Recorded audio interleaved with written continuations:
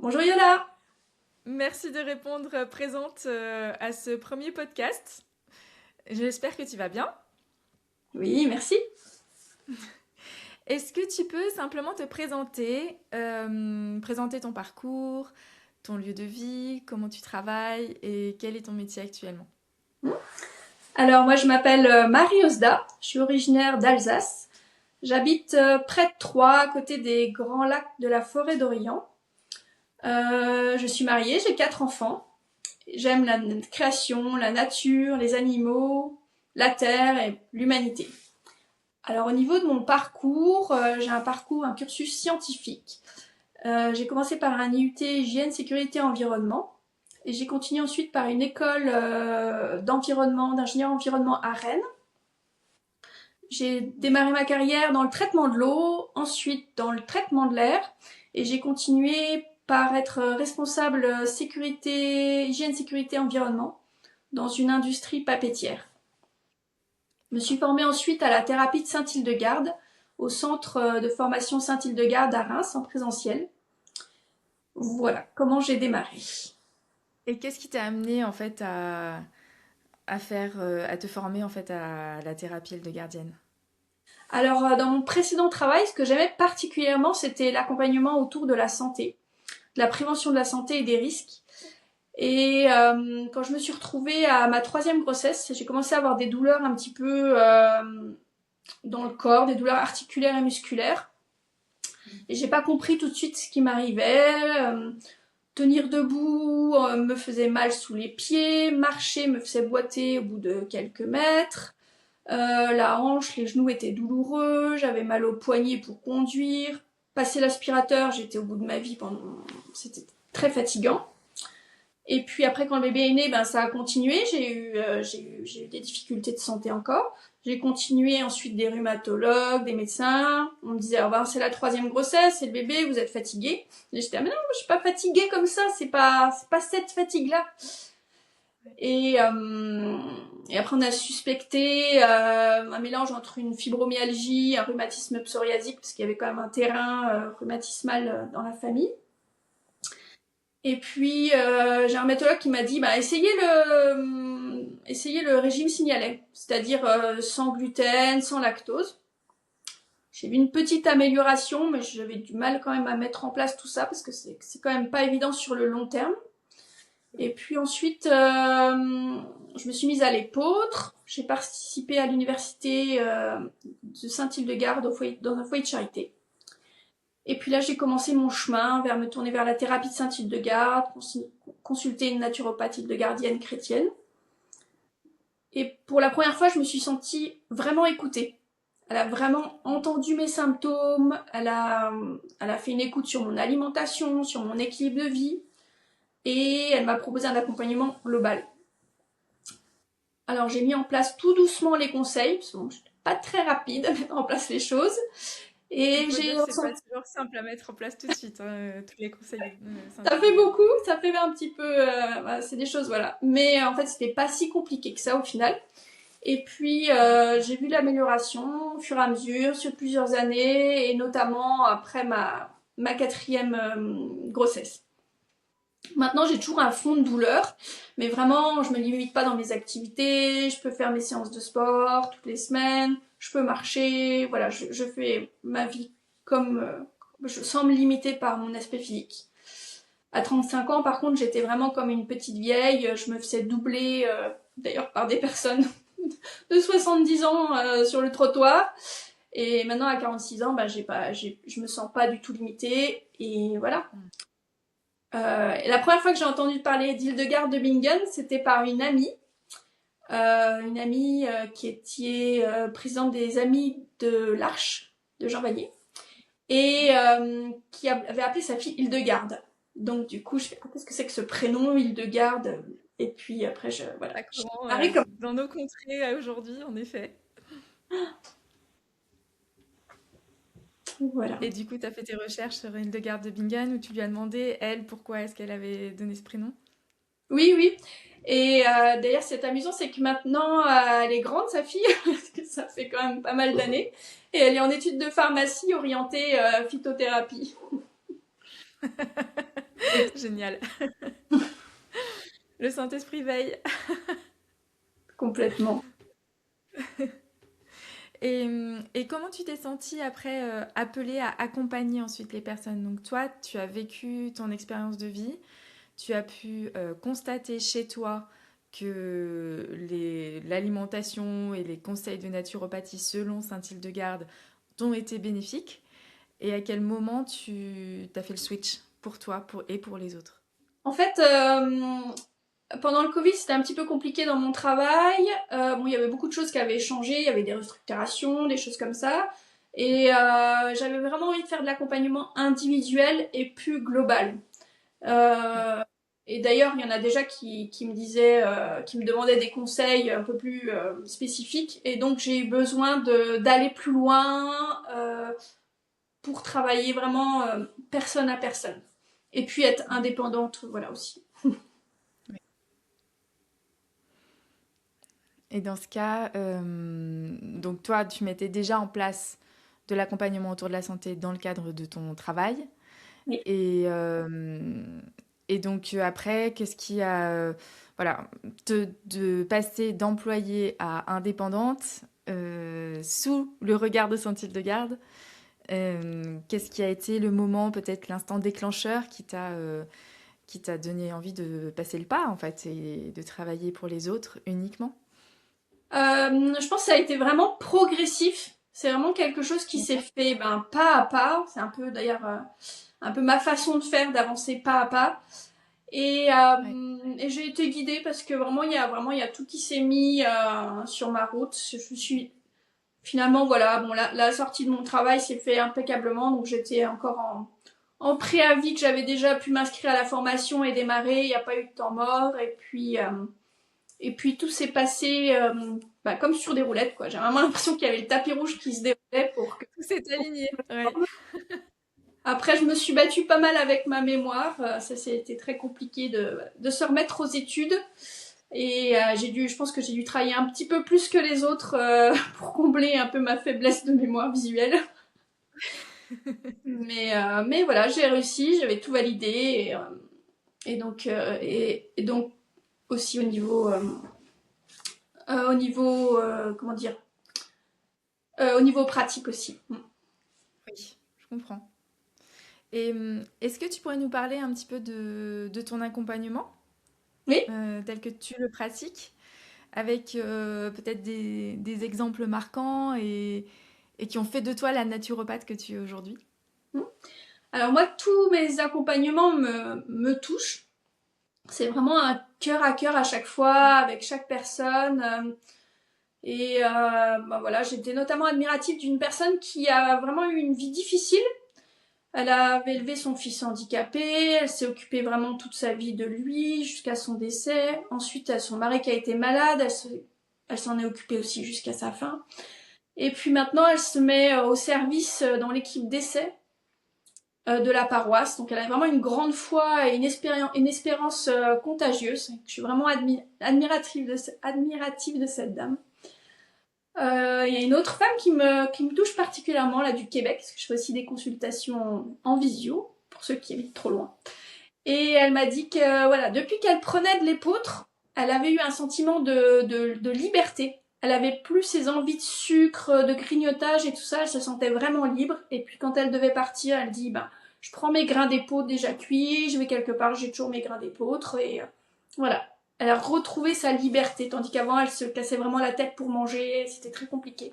Et finalement, l'alimentation de Saint-Hildegarde lui a donné cette liberté-là. À la Mais fois dans son différents... corps et dans son être, en fait.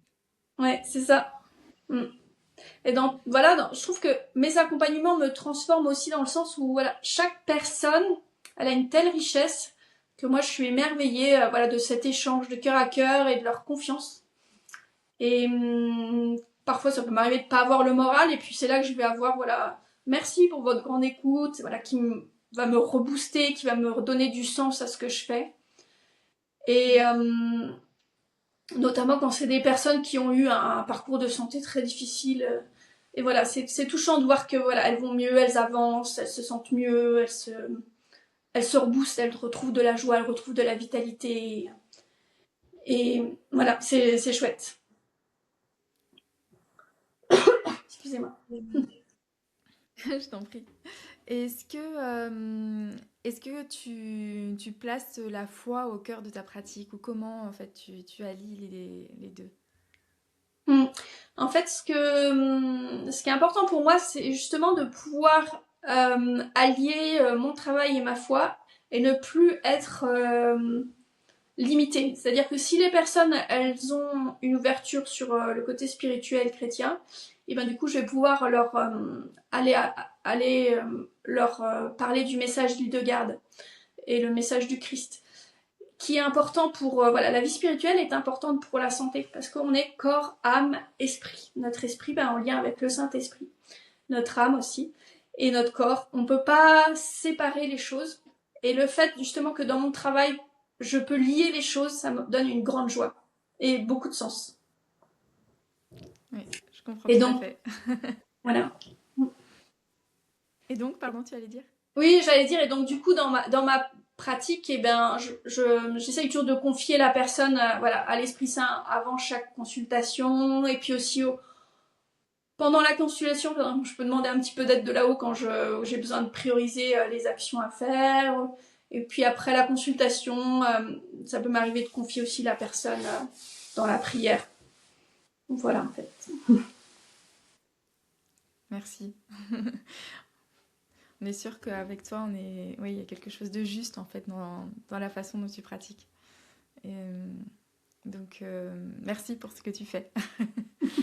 Et j'avais une question aussi dans le cadre justement de ta pratique.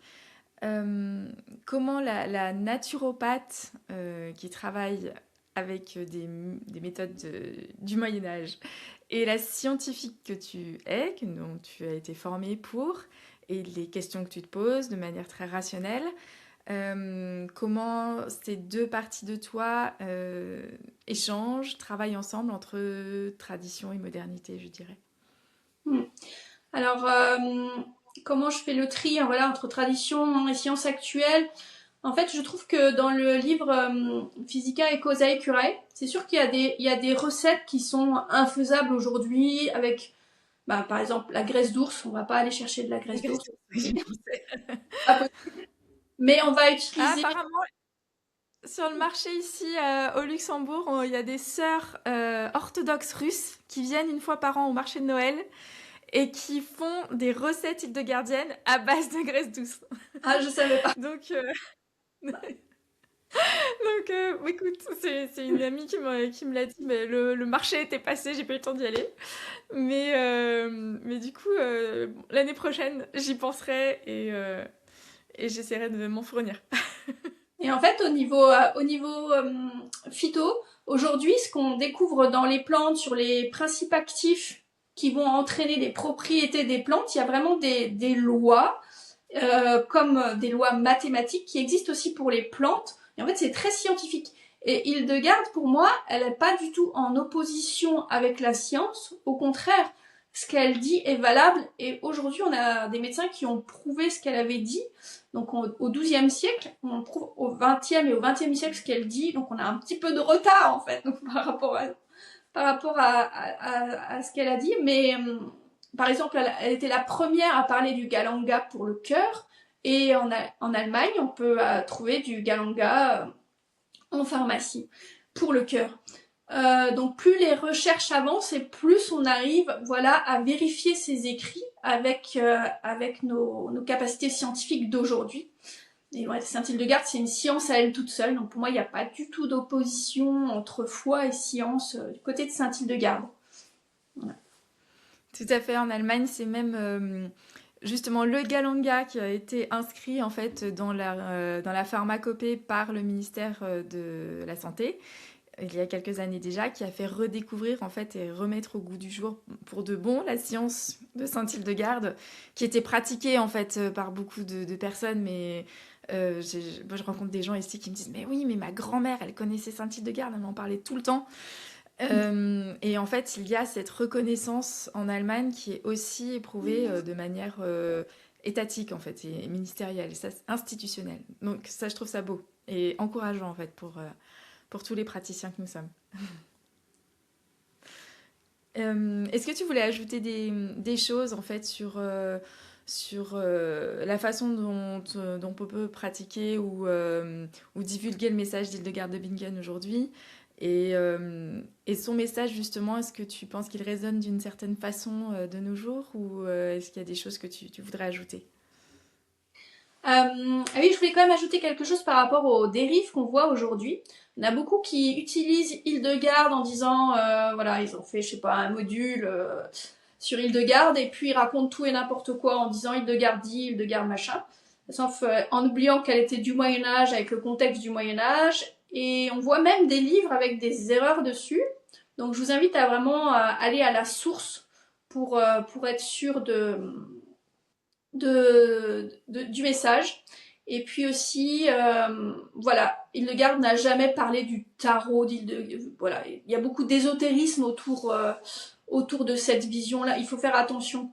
Parce que Hildegarde, elle était chrétienne, elle était moniale, elle était même abbesse, et elle suivait la règle de Saint Benoît, et il n'y a pas du tout d'ésotérisme dans sa façon de faire. Et voilà, je pense qu'elle a écrit vraiment les visions pour notre temps, parce que voilà, ils ont été mis de côté pendant pas mal d'années, ils ont été redécouverts au XXe siècle. Peut-être qu'on va même pas, on sait pas, peut-être découvrir un jour un autre manuscrit qui était bien caché dans un monastère, on sait pas. Mais aujourd'hui, les hommes, ils ont vraiment besoin de cette thérapie. On sent que c'est vraiment une thérapie pour notre époque. Il n'y a jamais eu autant de malades chroniques, de burn-out, de dépression, de problèmes de sommeil, de problèmes digestifs. Et les conseils de Sainte Hildegarde, ils sont vraiment complémentaires à cette médecine traditionnelle. On est vraiment, voilà, en accompagnement de ce qu'on peut, de ce qu'on peut faire. Et puis, il y a même, voilà, des médecins qui me consultent. Donc voilà, j'ai eu un psychiatre qui me consulte, un ophtalmologue, un médecin généraliste. Et j'ai beaucoup de médecins dans ma famille et voilà, on m'encourage dans mon métier parce ils me disent que eux, pendant une consultation qui est assez courte, ils n'ont pas le temps d'aborder l'alimentation, ils n'ont pas le temps d'aborder l'équilibre de vie. Et donc, ils ont besoin de nous ici voilà, pour faire ces thérapies complémentaires. Et prendre ce temps dont tu parlais dès le début de notre entretien. Oui, Cette c'est écoute, important. en fait, Le temps et l'écoute. si nécessaire. Exactement. Bien sûr. Main dans la main avec la médecine. Tout à fait. Ouais. Merci Marie. Merci. Est-ce qu'il y a d'autres choses que tu aimerais, peut-être un conseil que tu voudrais donner aux auditeurs? Oui, avec plaisir. Alors, moi, je pense que c'est important, c'est de prendre le temps de vivre. En fait, aujourd'hui, on est un peu dans un tunnel, on fait les choses très vite, toujours plus vite, toujours plus vite. Et quand on fait toujours la même chose, en fait, on voit que sa vie, elle défile, et le temps passe et accélère. Et ma grand-mère, elle me disait, n'ayez pas idée d'être vieux. Et donc je pense que voilà, elle avait beaucoup d'humour. Par exemple, elle regardait dans sa maison de retraite tous les matins la liste des personnes qui étaient décédées, qui étaient affichées. Elle regardait pour voir si elle était dessus. C'était pour elle la salle d'attente du bon Dieu, comme elle disait. Donc en fait, notre vie, elle peut être quand même assez... Voilà, c'est un passage sur Terre. On est en voyage. Et donc il faut... Voilà, elle a vécu pratiquement 104 ans. Elle a fait son jardin, ses légumes. Elle a vécu presque 2 guerres. Elle avait une vie de famille. Elle était institutrice. Elle a beaucoup voyagé. Elle a visité tous ses petits-enfants qui étaient éparpillés dans le monde. Alors...